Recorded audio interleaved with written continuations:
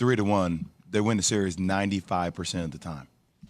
I figured it would be higher than that, right? 95. 264 teams have won it. 13 teams have actually came back from 3-1 deficits. Well, LeBron was one of those teams in 2016 against Steph, and now Steph has a chance to repay the favor.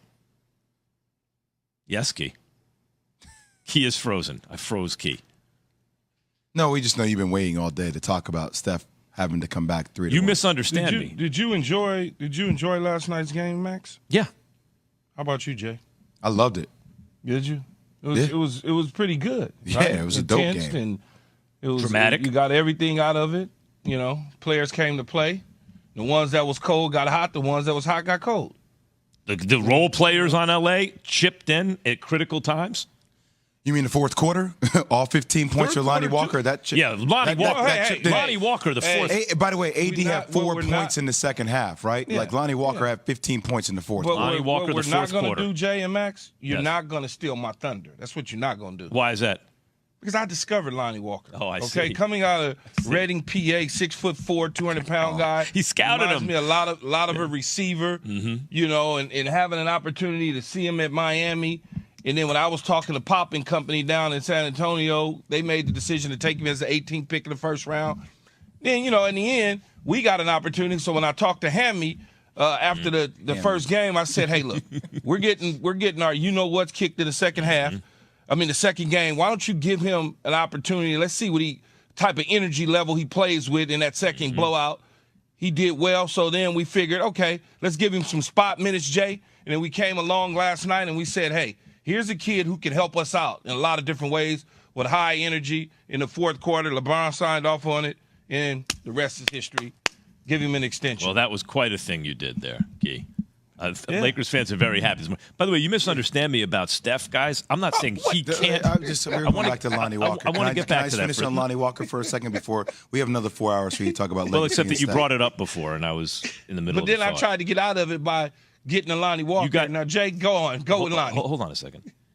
It's not that I don't think he can do it, although it's improbable, or I'm rooting against it. I just want to see it. Like LeBron did it. It was incredible. And the Warriors are capable of doing it. It's not like they're incapable, but it will be very difficult. Now, go ahead, Jay. Tell me all about Lonnie Walker, the fourth quarter. That's his new nickname. I just think it's a great example for people out there to always stay ready. Because before the trade line, right after the trade deadline, like he was out of the rotation. Like he was not engaged defensively. His shot selection was sporadic. He had played a lot of minutes with the Spurs before, and you just think something's going to be given to you. And this dude has always stayed ready. He's been in the gym. He stayed ready, working on his game. And all of a sudden, in the moment in which they need him, in which AD was tired because of what he brought to the table defensively, in the game in which LeBron was missing a lot of shots and just literally playing bully ball, trying to punish people to get to the rim. This dude single-handedly, if he doesn't go for 15 points in the fourth quarter, the Lakers do not win the game. They don't win the game. And we're talking about Steph's triple-double in a very different way. It's going back to Golden State 2-2 instead of the Lakers being up 3-1. Role players show the great up thing about that, though, Jay, too, is Darvin Ham realized, and the coaching staff realized the fresh legs that this kid had. And when everybody else was tired in the fourth quarter and holding on to their the edge of their shorts and bending over, he was fresh legs. So he can go 6 or 9 from the field. He can knock down the free throws with no problem at all. He can play defense. You know, he can do all those sort of things because his legs is fresh. Fresh legs is a big reason. Like, you see star players when they get gassed versus bench players on fresh legs. Bench players are like the stars, and the star players become like role players. So especially a guy who's well-rested like that and, as you said, stayed ready. It's so funny that LeBron is now being, you can't say carried, but the role. No, he's a shell of himself. Yes, he's not the doing same. what he can, but whereas in the past he would drag a group kicking and screaming. Right now he's leaning on these guys and they're coming through for him. Well, it's almost like him and AD, their possessions where they're just, they're not doing anything impactful on the offensive end, whereas D'Lo, Schroeder, Austin Reeves, last night Lonnie Walker, Austin Reeves played well last night as well. But, okay, help us create shots, put us in positions to score. And when LeBron picks his spots, it's just, okay, I got Steph on me. I'm going to bully ball him down on the block. I'm going to punish people down low. Like, that's what the offense is. You know what, Jay? See, I don't think he's a shell of himself. I think he's a smart enough, savvy enough 30-year-old, 40-year-old veteran. Yeah. I'm going to call him 40. He's close to 40-year-old veteran that knows, like you said, picking spots. He knows they're smaller than me. There's nothing they can do. Why would I take a bad shot when I can just go down there with my big old shoulders and power through Steph? He bouncing and Steph. Every time he bounces to Steph, Steph go 2 feet. Bouncing to him again, 2 feet. Before you know it, as you know, as a defensive player, you look up, you're underneath the rim. It's too late at that point. Yeah, a shell of himself wasn't a negative comment. I didn't say it was. No, I didn't say it was. mean, the standard he set. Yeah, the standard that LeBron James has. It's a different type of game. But, Key, I will say this, though. Even though AD didn't have a prolific fourth quarter, we talked about there's multiple ways you can guard a pick and roll. Now, it's apparent that the volume of pick and roll that Golden State is running is way higher. Hence the reason why you see Klay Thompson struggle or Jordan Poole last night have a donut, right? Because now you move away from the continuity in offense and they become stagnant. They become more spot-up shooters, right? Which allows people to stay glued to them. You can stay home on those guys because there's not as much movement off the ball. Now, Steve Kerr did start Gary Payton II last night. You saw him involved in a lot more ball screens because he can pick apart, make plays happen. But you saw Steph, a high doses of Steph with the ball in his hand. So the way you guard pick and roll is, number one, you can have drop coverage, what you talked about. Number two, you can blitz the pick and roll. Or number three, you can switch it. The last possession of the game, or like the possession before last, AD switched the pick and roll. He did one hell of a job guarding Steph on an island, got him to settle for a one-legged step-back jumper in which he missed.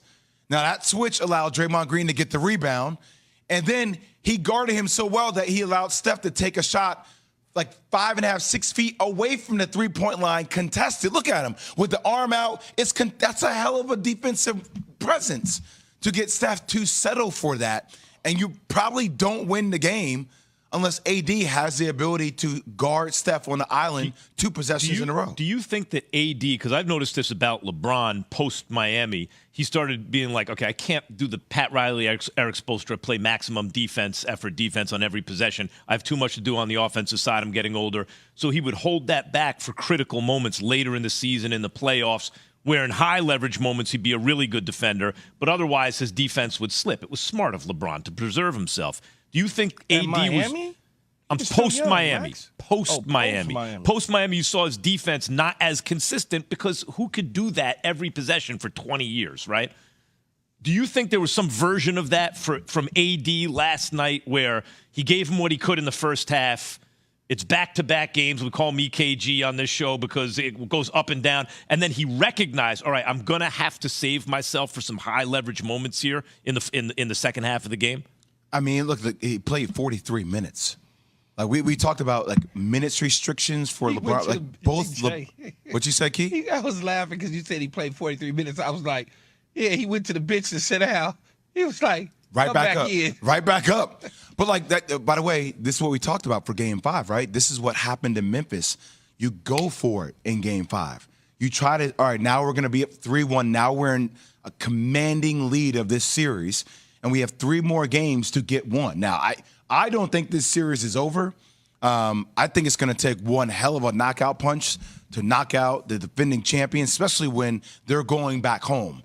And think about it. Steph was overall, Steph was 12 of 30, 3 of 14 from the three-point line. Steph goes 5 of 14. It's a different game.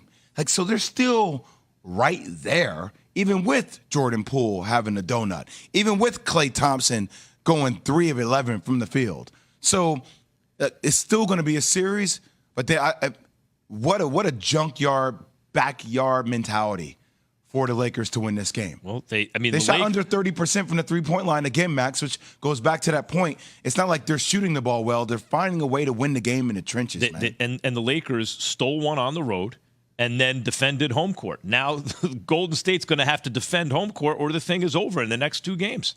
And to consider where, I understand, Key, your point. Next 2 games.